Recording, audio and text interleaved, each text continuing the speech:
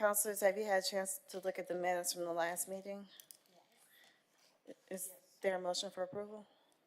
I move approval. Second. All in favor say aye. Aye. The minutes from the last meeting have passed.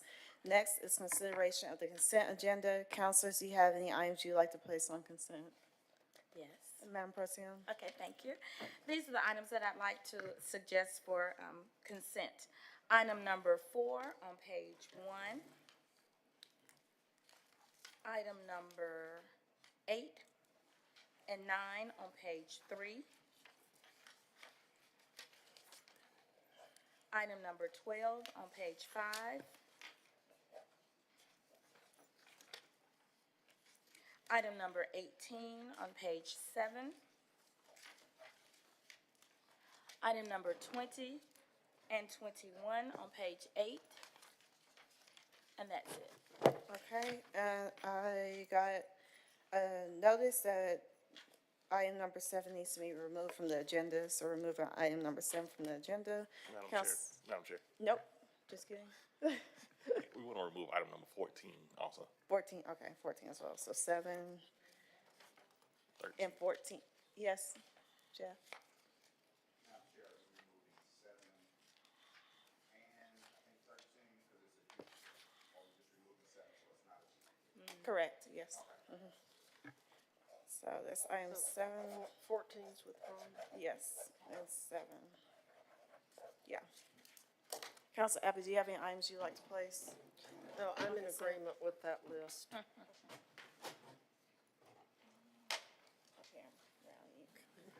Okay, so it's items 4 on page 1. Items 8 and 9 on page 3. Let me skip. Item 12 on page 5.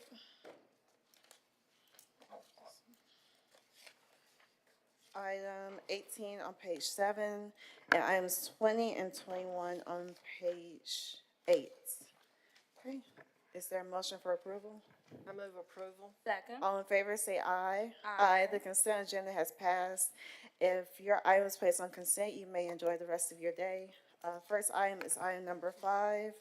This is a professional services agreement for a period not more than 3 years with the law firms of Culpepper and Associates, Law Office of Yarborough LLC for legal representation involving claims related to any insulin manufacturers, distributors, and/or wholesalers.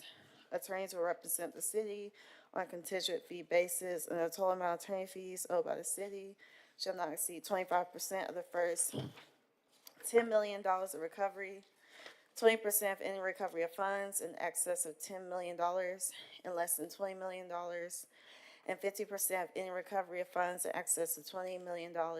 The city will also reimburse attorneys for reasonable costs and expenses which shall not exceed 25% of total gross in favor of the city. Move the item. Second. Hey, good afternoon. You good afternoon. Good, good. Can you tell us a little bit about this item or anything you would like for us to know? Yes, we are coming forth to move this insulin pricing scheme litigation. At this time, we would say that the city qualifies because they are a self-funded insurer, and you do have employees that have to take insulin for their diabetes. This is basically a litigation that involves the fact that insulin prices have remained the same since they've come out. But the prescription has not changed. It's the exact same drug. They've worked with pharmacy benefit managers to increase the price for those that have insurance and pay for this drug. So we would go and recoup those fees that have been overpaid by you as the funder of your self-insured program. Okay. Council Abbott? Yes, so what you're saying is that the drug companies have charged people with insurance more than they charge people without insurance? They have charged the organizations that are self-insured, they have overcharged them for the price of insulin, in some cases up to 2,000% more. than what it should cost. Just the ones that are self-insured. Just the self-insured organizations. Those are the parties that have standing at this time because you have to be the one that pays that premium. Well, that makes sense. Okay, well, thank you. I'm glad we're catching them. Right, Madam Pro Tem? Well, thank you. Thank you all very much. I just wanted to find out just a little bit about the process and procedure of this. So would this information be forthcoming from our Human Resources Department, or how would you all become a part of that litigation? Or is that something the OCA then will refer over to you all? So most of the times, you may be the self-insured carrier, but you have someone that does your administration. Okay. And so we would get with that benefit administrator, whether it's here or sometimes you may actually use Blue Cross to do your administration. We would get with them and get the HIPAA protected information on which employees count and how much all have paid on an annual basis since the beginning, that we can go back. I think it's to 2018 that we can go back and recoup And those recoup funds for those you. losses? Okay. Thank you very much. Thank you. Okay. Council Abbott, do you have anything else? Well, it's a question that's probably not relevant, but why would self-insured entities be targeted? It's not that you're targeted. What Attorney Yarborough was saying is that you have standing. So the individual that goes to CVS and gets the insulin, they only pay a copay. You, as the person that gives the insurance, pay the bulk of the overage. So these are the people that currently have standing. And that's not just cities, it's also unions. Some unions are self-insured. And so it's any self-insured entity would qualify for this. A individual does not have standing because you are the one that pays that insurance. They only pay a copay. But all companies are not self-insured. I mean, I worked for one that was self-insured and the city's self-insured, but everybody isn't self-insured. That is correct. So those that are not self-insured that would like to bring forth a claim, they would need to go to, they're under a group plan. So they would need to go to whoever is over the group plan, and that's who could bring the claim on their behalf. Okay, so it wasn't just the self-insured people that are entities that were being targeted. It was everybody, but they have to. Correct. Everyone was targeted. Yeah, everyone was targeted, but only Everyone. certain people have an avenue for recovery. Okay, well, I understand now. Thank you. You're welcome. Thank you. I just have one more statement. I guess I could see how this obviously affects the city when we think of every dollar we spend, there's more than 80 cents. Right. When we talk about the costs that are associated with, that just comes off the top, that involve employee and health and those type things. So there would be a reason then that the city would want to enter into this as a means of helping that bottom line or what we spend out. And also, any funds recovered will go directly back to the city, directly into those budgets. It doesn't have to be carried out through the state and then trickle down. Yeah, it's It'll like go more directly to you. sidewalks. 'Cause that's right, when I Chief? maybe have a question for Chief like that. I know with our, look at me. But you know how we did with the opioid case, and we can direct that money, so we could direct those monies in the way that we like, correct? Okay. Thank you. Help people to get more exercise. Yeah, and make these companies more accountable, because I definitely know insurance costs way too much, and most people cannot afford it, and they have to choose between their medication and paying their light bill, paying their car notes. I'm excited to see this. So, I think there was a motion and a second. All in favor say aye. Aye. That item passes. Thank you. Thank you, ladies. Item number 6 is software as a service agreement with Tyler Technologies Incorporated, under which Tyler Technologies will provide software, professional services, and ongoing maintenance and support services related to the migration of Tyler Technology software products from a on-premises installation to a SaaS installation for a period of up to 3 years, and amount not to exceed $3,736,482. Okay. Move the item. Second. Hey, good afternoon. I'm Annette Harris. I serve as Enterprise Systems Manager for IMS. SaaS is software as a service. Madam President, Yes. I was the one that, didn't put this on consent, and my only question was, is this like City of Birmingham business as usual, or is this related to our recent network disruption? So we have, had already talked about moving them to software as a service. This is for the, we have a lot of contracts with Tyler Technologies, and this is for the public safety side.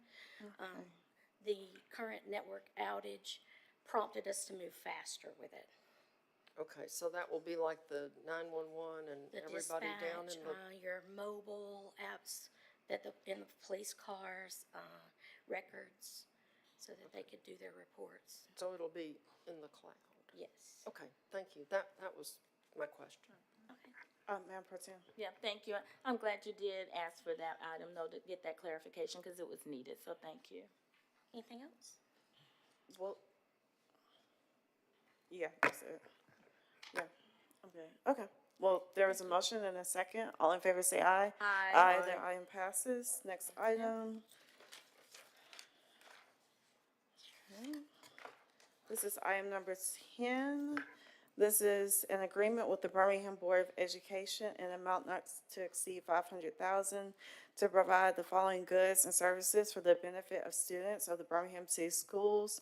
The board will provide assistance to create a Birmingham City School System school-based mental health services program that will provide mental health support on every Birmingham City School System campus selected by the Birmingham Board of Education.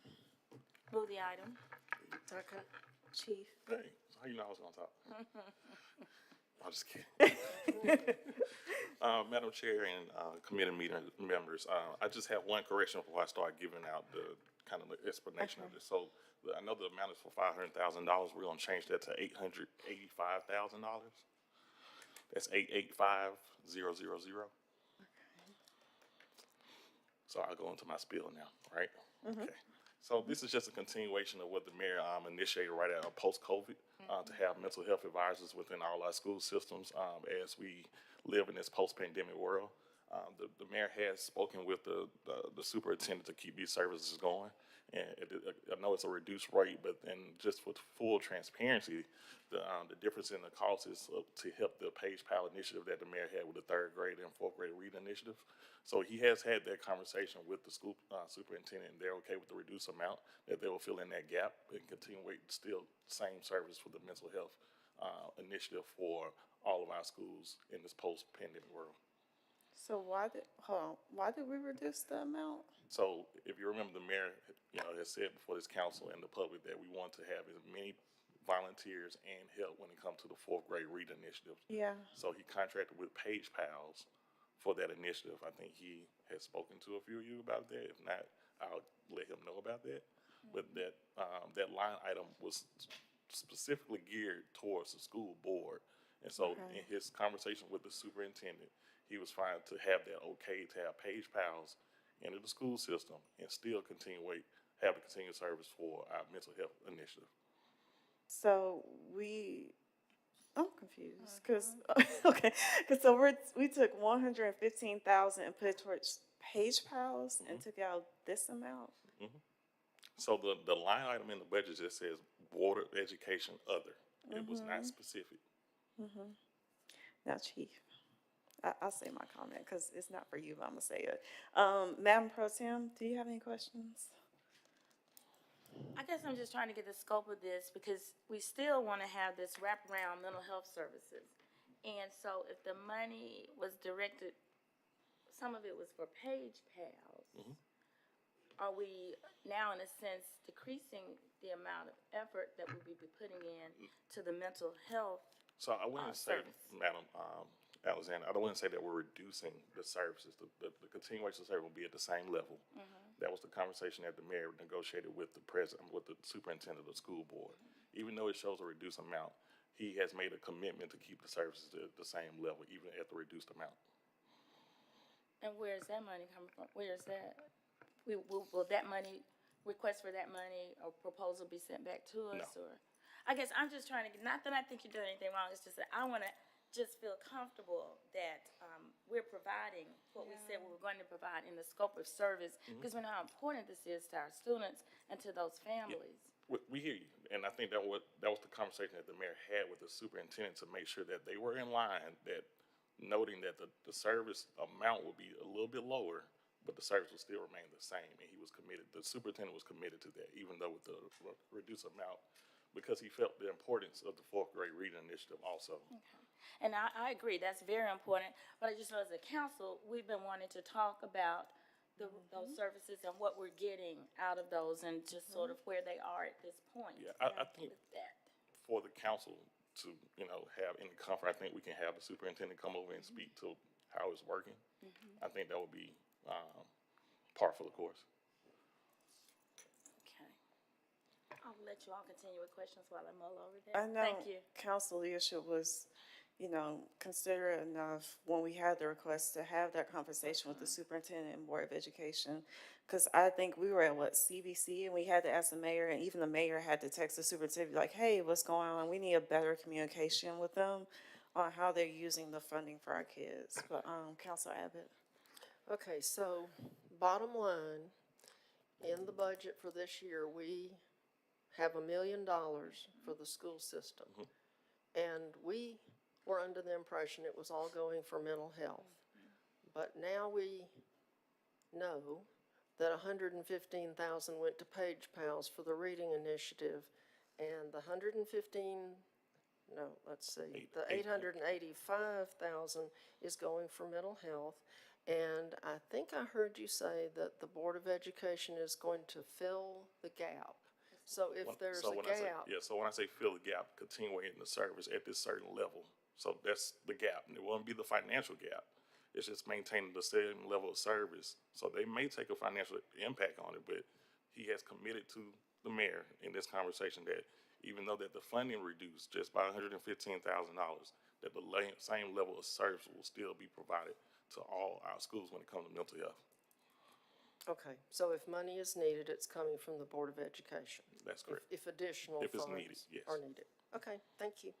But my question is, if Page Pals is a volunteer-based service, why are we giving 115,000? So I'm sorry, Chief. I know this isn't your decision, but I kind of feel like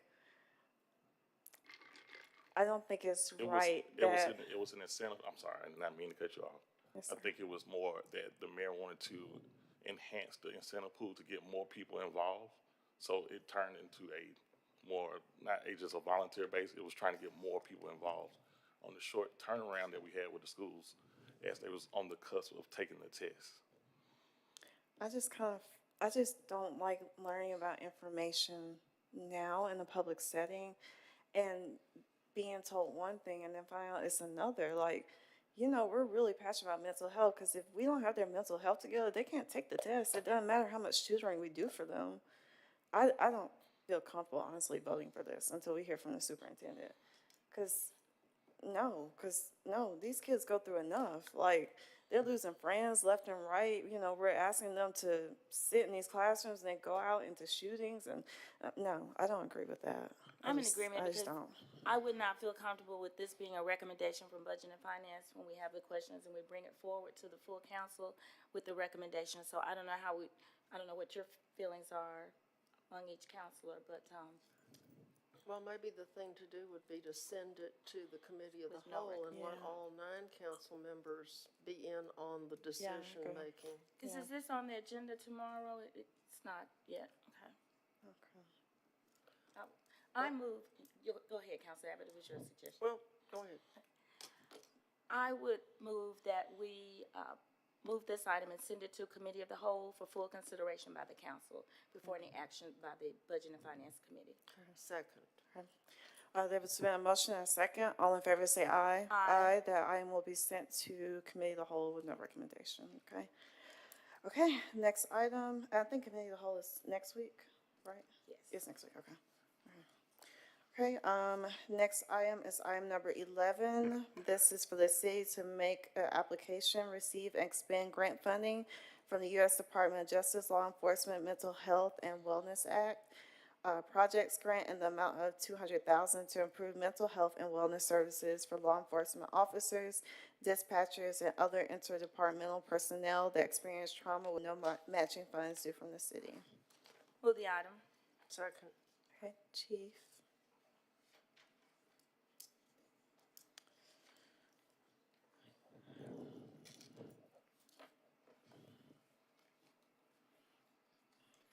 Good afternoon. I'm Adrian Stitt. I serve as the Director of the Grants Division. And I'm Sergeant Erin Fitzgerald, and I am currently the grant person for the Birmingham Police Department. Yes, ma'am. You all have any questions for us regarding this grant? We applied for this same grant last year. Unfortunately, we wasn't awarded because they ran out of funding, but we're applying again this, we would like to apply again this year. The application deadline is April 24th. And we are gonna use the money for the same type of funding to provide counseling, nutrition, stress relief, provide those services to our officers and, others in BPD. Okay, Council Abbott? I'm good. Yeah. Okay, Madam Pro Tem? I am as well, and I just want to tell you, we were just at the NCRC Just Economy Convention, and there was a lot of praise for the Grants Department for the city of Birmingham. You all are just knocking it out the wazoo with grant applications and Oh, yeah, I'm bringing proud these of them, services to yeah. the city, so thank you all. Question, how many hours of counseling would this cover for the police officers, do you know? We haven't been able to determine that yet. Once we, if we get awarded, we have to get a contract with someone, and we'll have more information when that contract comes. Okay, before you. so they ran out of money last year, was that because we sent our application maybe too close to the deadline, like what happened? No, Just- they, from what they told us, it was just they ran out of funding. Okay, do you know how many cities applied last year? I don't know if they provided us. Oh, no, it's okay, With I was that just wondering, information, just how did they decide which city just didn't get funding, cause they ran out? So, that's They okay, didn't tell well, us. we're gonna get it this year, so. Okay, well, there's been a motion and a second, all in favor say aye. Aye, the item passes, thank you guys. Next item is item number 13. This is the Birmingham Folk Festival. This festival will assist the city of Birmingham with the organization, promotion, and management of the festival scheduled to take place at Avondale Park on May 4th. Admission will be free and open to the public. The fee for services will be an amount not to exceed $5,000. Move the item. Second. Okay, I think this is probably Jeff or Cheryl. Was submitted by Connie. Sorry, this is, item number 13, Birmingham Folk Festival. Was it, Madam Pro Tem, did you leave? Yeah, well, I guess, do y'all have any questions? My Council only Abbott? question was, why did we have two items that looked exactly Oh, alike? gotcha, So- okay. And one of Sorry. them was withdrawn, and Yeah. so I don't Gotcha. have any, I mean, I know about Okay, it. all right, well, there's been a motion and a second, all in favor say aye. Aye. Aye, the item passes. Next item is item number 15, and this is for a five-star Japanese restaurant in downtown Birmingham. Will be fostering job growth and economic development. The city will provide incentives under the RISE program in the amount of $50,000, any tax incentive over the next 3 years, an amount up to but not to exceed $371,833. Move the item. Second. Okay, Chiefus, come speak.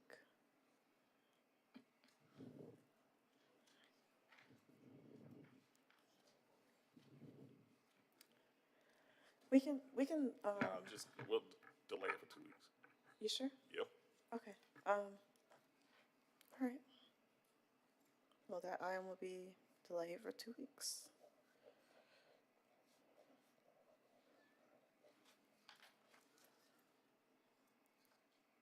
Trying to think. No, I was trying to see if it mattered if we put on committee of the whole, but it doesn't, the way that, yeah. Okay. Okay, next item is item number 16. This is where the city will sell 19 acres of land located at 450 Republic Street in the Daniel Payne Industrial Park, for a purchase price of $55,000 per acre for an estimated total purchase price of $1,045,000, with the property to be used for development of a 50,000 square foot office and warehouse facility. Move the item. Second. Chief. Hey, Attorney Stanley. Good afternoon to the committee. I'm Jim Stanley from the Office of the City Attorney. Ms. Dothard had planned to be here, but she has a family illness she's taking care of, so I'm here in her place to answer any questions you might have. Okay. Counsel Abbott? I was just curious to know what type of business it is. It says they're going to develop a 50,000 square foot office and warehouse facility. Do you know what they do? In this case, they're just going to build the facility and they're going to look for a tenant to come in. But they've got property adjoining this facility in the industrial park already. So their idea is to build the building kind of on a spec basis and bring in a tenant once it's completed. Oh, okay. I didn't know we did speculative things with our industrial parks. We don't typically it's for the end users, deals directly with us, but Scannell in this case wanted to do this one out on spec. Okay, so he's already there, so we're allowing it because That's he's right. been such a good person. Yeah, they took property that'd been there for a while and not developed and did develop that adjoining property. Okay, thank you. Okay. Madam Pro I Tem? don't have any questions. I don't have any questions either. There's been a motion and a second. All in favor say aye. Aye. The item passes. Next item is item number 17. This is an agreement with Bird Landscape LLC in amount not to exceed $2,250,000 to allow them to perform regular lawn care services for city-owned and approved lots and right-of-ways in the industrial center neighborhood for a period of 1 year. Said fund to be paid from the Neighborhood Association Fund. Move the item. Second? Yeah, I know Ms. Williams is here. I want to hear about this one. Yeah, I'm interested in this one I'm curious. because I need a little one pager to take the neighborhood meetings and tell them they can use their funding for this. Maybe that tool, I'm maybe so that serious. tool bank, whatever happened to the tool bank? Oh yeah, we still have Borrow it. some Yeah, tools. we still have it. Good afternoon, Alice Williams, Deputy Director of Community Resource Services. Sierra Benson, Community Resource Representative. And so, committee, this particular item, we have allowed the Neighborhood Association to use their money for landscaping and maintenance. Ms. Benson has taken a few pictures that we can share with you to show you that the areas are concerned of this overgrown right-of-way that they keep encountering every month. You can pass that around to them. So what we've done was we put together a proposal with the contractor to maintain their neighborhood signage, the right-of-ways and public spaces to help keep those taken care of. And so we do them in other neighborhoods. The Huffman neighborhoods, a couple on the western side, they also do that as well. So they are able to use funding to do that, but it has to be the public spaces and around signage and things like that. Okay, that's fine. Oh yeah. And so in that particular road, Walnut Road, I think it is, it's always overgrown and hard to drive through, so they just would rather just pay someone to just keep that maintained, keep the litter up and the debris removed. Okay. How do I'm trying to see how we can approach our neighborhoods about. It's D7. Oh, good for you. Yeah, so in the past, like I said, we've done that, we've extended that invitation to them to use funding for that. In some instances, we pay it on a monthly basis or quarterly basis, we'll get the Gotcha. invoices and do it that way, but we've been doing it, for several years now in a lot of neighborhoods. Okay. Okay.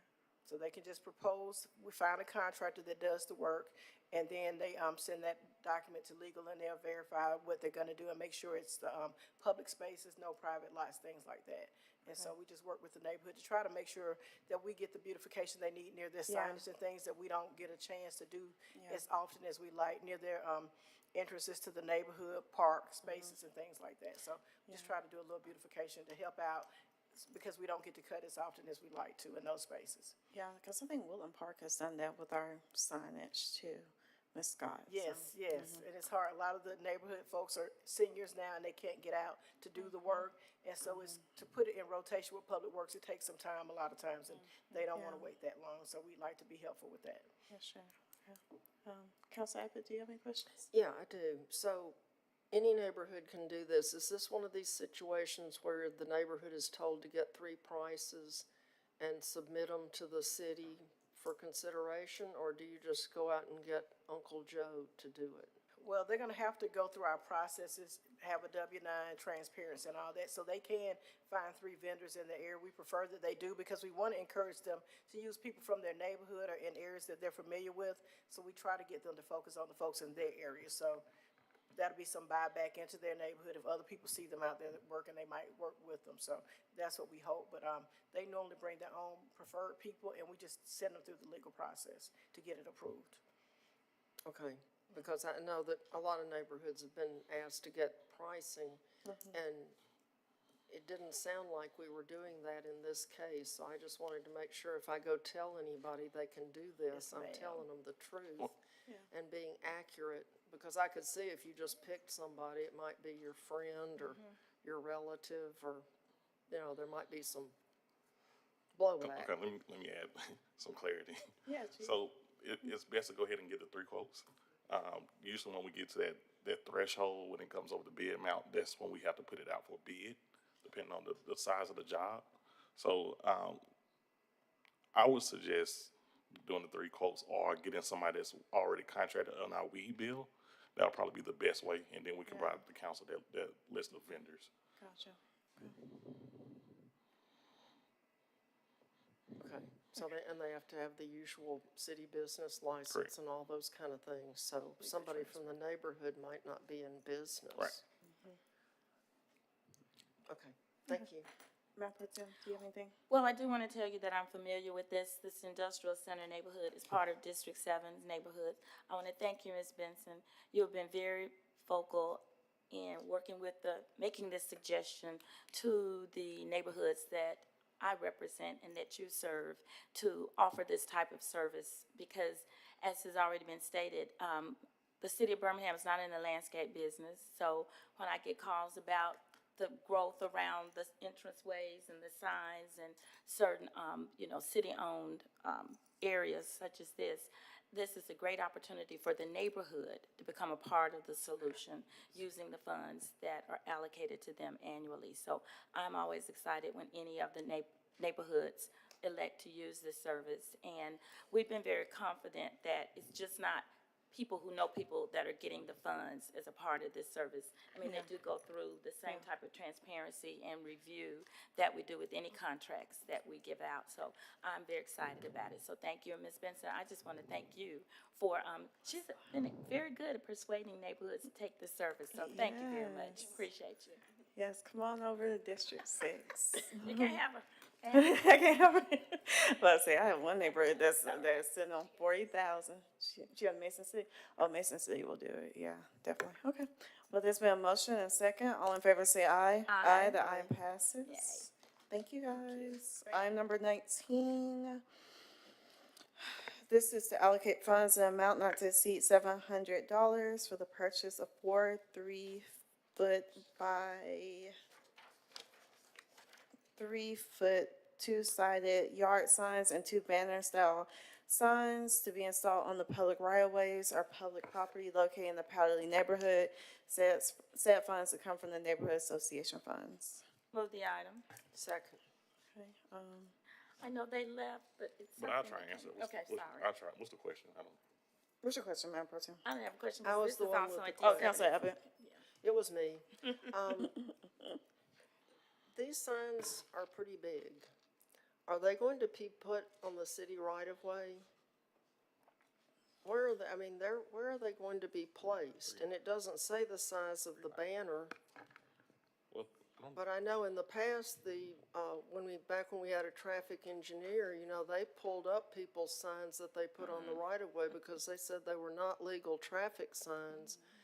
And so there's no point in spending city money to get all this stuff if it. yeah, let me find out about it, because I know I'm comfortable in saying the 4x4 that's on the poles are fine. The ones that you're saying about the yard signs, I need to ask about that. I'm not sure about that one. Yeah, because I do recall that a neighborhood that I won't mention, spent a lot of money on signs, but they put them on the right of way, Well, and then the city took them all back up. Yeah, I know that usually the ones that I've seen that are the yard signs to say, hey, a neighborhood meeting is tonight, and then they take them right up. But they had slow down and Yeah.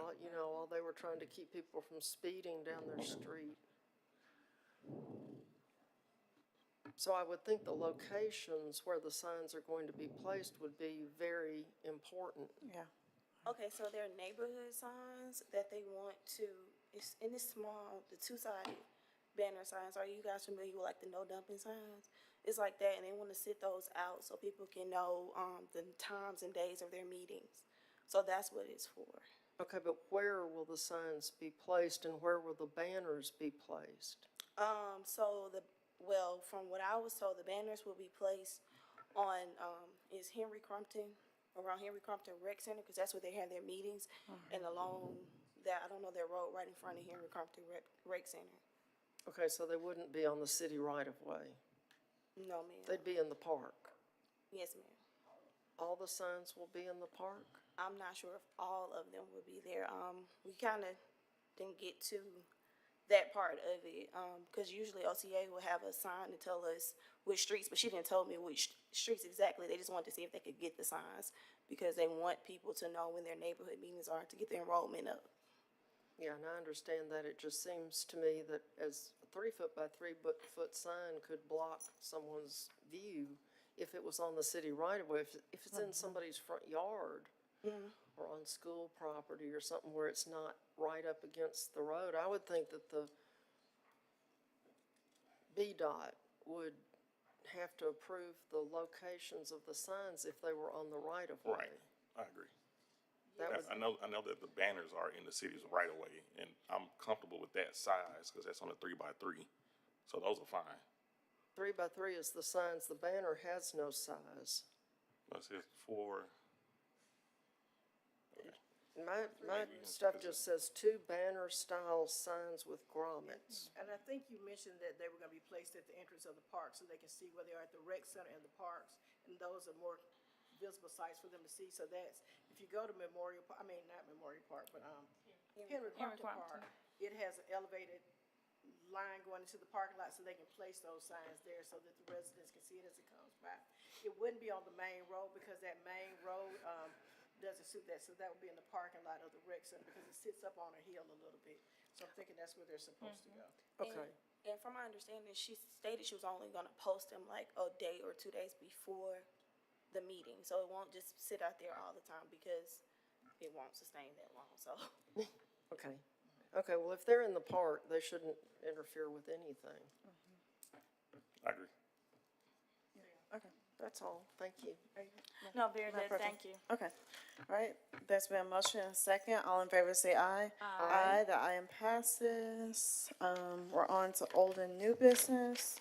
Councilors, you should have had a packet, in your folder binder, and this is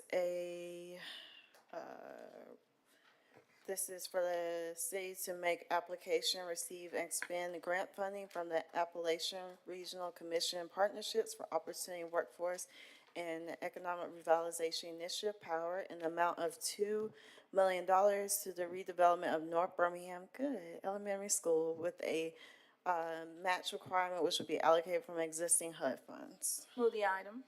Second. Hey. Hello, good afternoon. Good Megan afternoon. Venable Thomas. I serve as Director of Community Development. Did you all have any questions about? Can you give us an overview? Sure. So this grant, the Power Grant, it's Partnerships for Opportunity and Workforce Economic Revitalization, and they specifically focus on areas across Appalachia that have been affected by coal mining, or other types of impacted related to energy efficiency. And so really seeking to invest in areas that have experienced this through workforce, economic, and community development. And so at the intersection of, we received, fortunately, from Congresswoman Sewell, $3 million for North Birmingham Elementary redevelopment. And we are currently finalists with the Department of Innovation and Economic Opportunity for the Recompete Grant, which is focusing partly on workforce development. At the intersection of those two things, we wanted to bring together in this redevelopment of North Birmingham opportunities for housing and affordable housing, as well as workforce development and training. And so with that $3 million, we really are going to be able to do that housing redevelopment, and with this $2 million, we're looking to be able to bolster that recompete programming by being able to support the development of that commercial space on the North Birmingham site as well. So we always were looking to do mixed use on the North Birmingham Elementary site. This will just enable us to have more funding to be able to attract the right developer and produce the right programming that makes it an inviting space for new opportunities for the North Birmingham Elementary site. Oh, great. Madam Pro Tem? Well, thank you. Glad to see this application. I did want to ask, is this the first time we've ever tried to go out for this type of grant? Is this a brand-new grant that's? So the Appalachia Regional Commission has been around for a while, but this is the first time we've ever applied in Birmingham for anything through the Appalachia Regional Commission. And actually, HUD is the one who brought this opportunity forward as one that they thought we might be a good candidate for. And so, of course, we wanted to jump at the opportunity because we know how much it would support some initiatives we're already working on. Is there any match required with this? Yes, and so we're leveraging the $3 million appropriation that we received from Congresswoman Sewell as our match funding. Okay, thank you. Okay. Council Abbott? So is the North Birmingham School going to be, is the building going to be renovated in order to have training classes, and will it be an incubator type of space to get new businesses started and workforce training? Yes, absolutely. That's the hope, is that we can maintain. So right now, actually, we're working with the school system to begin the surveying of the site to understand really what the building can do. We want to always try to preserve historic buildings that we can, and so really looking at how well we'll be able to do that, to maintain that, but we're looking at a mixed-use opportunity. So yes, that workforce opportunity to be on the first floor or somewhere else on the site, and then maintaining that existing building for affordable housing as well. So it would do both. So housing would be located in the school building? Potentially. So we first have to see if there's enough left of the building that we'll be able to reserve to do housing in, but that's the hope, that we would be able to keep as much of the building that's there existing to do housing, as well as to add that commercial component to the building as well. And then, as you know, there's a lot of land on the site too that is not being utilized currently, and so that also creates opportunity for new construction. So if the existing site doesn't work, we also have a lot of land to work with, as well as purchasing some land bank lots that are right adjacent to the site as well. So it gives us a lot of opportunity to redevelop on that site. Yeah, it would have been good to have a map in here so that we could see what we're looking at. But well, next time. I'm assuming that this will be similar to what they want to do in Smithfield with the school building that's going to become senior housing. Exactly. Yes, we would like to be able to do something like that on this site as well. Okay, good. Thank you. Okay. I don't have anything else. I'm excited about it. Was there a motion and a second? Yes. I move approval just in case. Yes. All in favor say aye. Aye. The item passes. Thank you. Thank you. All Oh, right. Dr. T, if I Yes, could. yes. Very good job with the panel discussion in our NCRC. So thank you very much for representing us well. Thank you. Thank you. Thank you for coming. Chief, when will this be on the council agenda? Next week? Okay, I was just wondering. All right. The next Budget and Finance Committee meeting will be on Monday, April 22nd at 3:30 p.m. Is there a motion for adjournment? Madam Chair, Yes. before we adjourn, I did miss something on the minutes, never but miss it's anything. only the spelling of my name. So if that could be fixed, and it's still spelled the same way it's always been Oh, spelled. no. But It's not Valerie. it's a the E. common thing that happens. A's must be easy to poke. Okay, well, we'll make a note to I know, it's not you. So on But can we that- just on make a that- note that it's Valerie with the E, not A? On that note, I move that we adjourn. Second. All in favor, say aye. Aye. Aye, thank you, guys. Thank you. It was a very efficient meeting.